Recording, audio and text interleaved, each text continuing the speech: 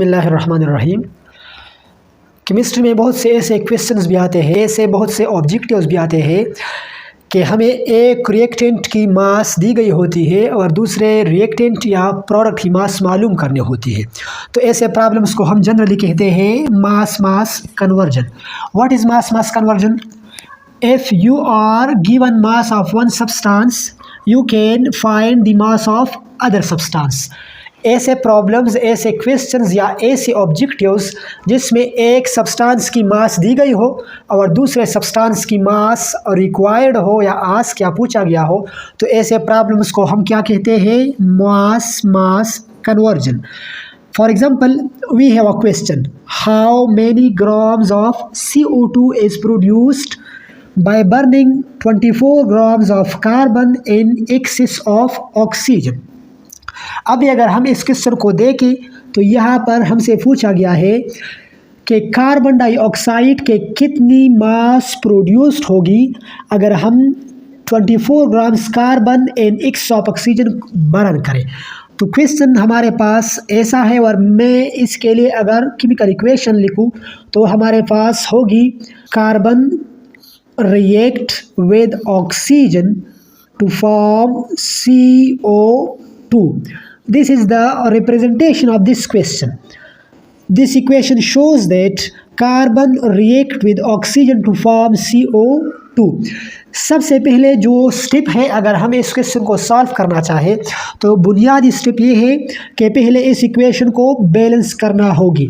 तो अगर मैं इस इक्वेशन को देखूं तो रिएक्टेंट में हमारे पास कार्बन 1 है, प्रोडक्ट में भी 1 है।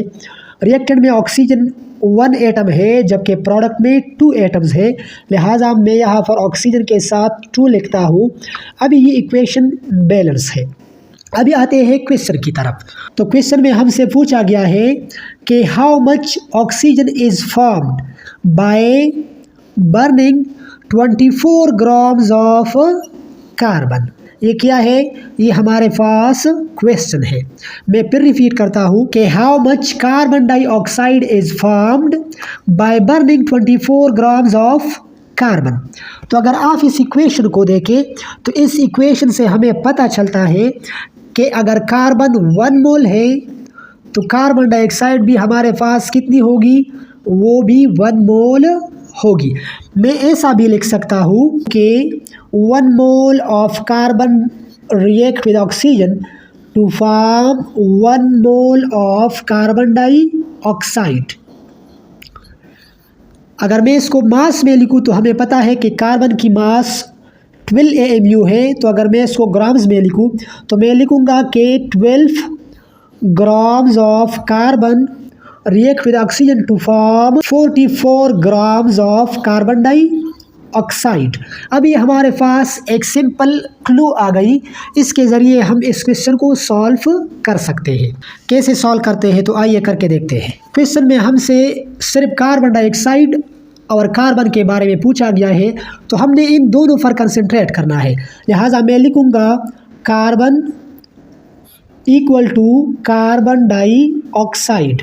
ये हुई हमारी कन्वर्जन फैक्टर और हम इसके ज़रिए इस क्वेश्चन को सॉल्व करते हैं।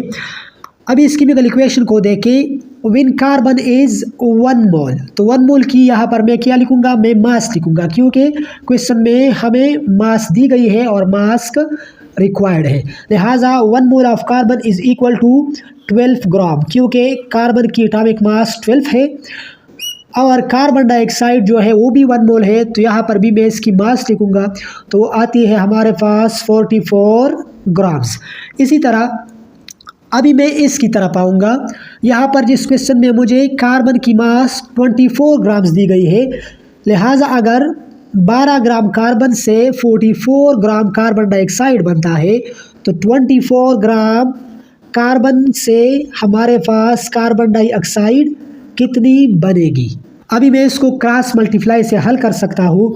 तो मैं क्रॉस मल्टीप्लाई करता हूँ, यह आएगी हमारे पास x, तो x की वैल्यू आ जाएगी x multiplied by 12 equal to 24 multiplied by 44।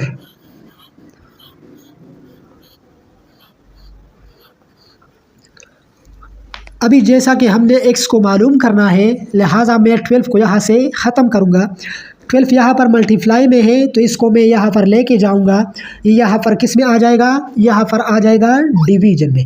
यहाँ मैं ऐसा कर सकता हूँ कि बोथ साइड्स को 12 पर डिवाइड करूँगा, यहाँ पर ये जो 12 और 12 है ये ख़त्म हो जाएगी और यहाँ पर 12 डिवीजन में आ जाएगी। अभी मैं इसको सॉल्व करूँगा और हमारे पास आंसर आ जाएगी। तो सॉल्व करना इंतहाई आसान है। यहाँ पर 12 है, 12 1s are 12 and 12 2s are 24। अभी हमारे पास बची है 44 एंड 2, लिहाजा 44 मल्टीप्लाइड बाई 2 हमारे पास आंसर आ जाएगी 88 और लास्ट में मैं लिखूंगा ग्राम्स। हमारे पास x की कीमत आ गई 88 ग्राम्स। लिहाजा मैं ऐसा कह सकता हूँ कि by burning 24 grams of carbon it will produce 88 grams of carbon dioxide।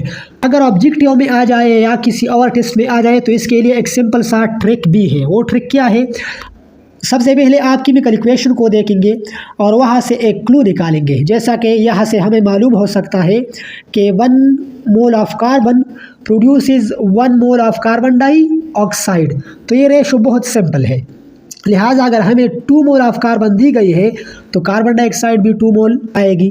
अगर ये 4 मोल्स दी गई है तो यहाँ पर भी 4 मोल्स आएगी, क्योंकि यहाँ पर जो रेशो है वो इक्वल है 1:1 है।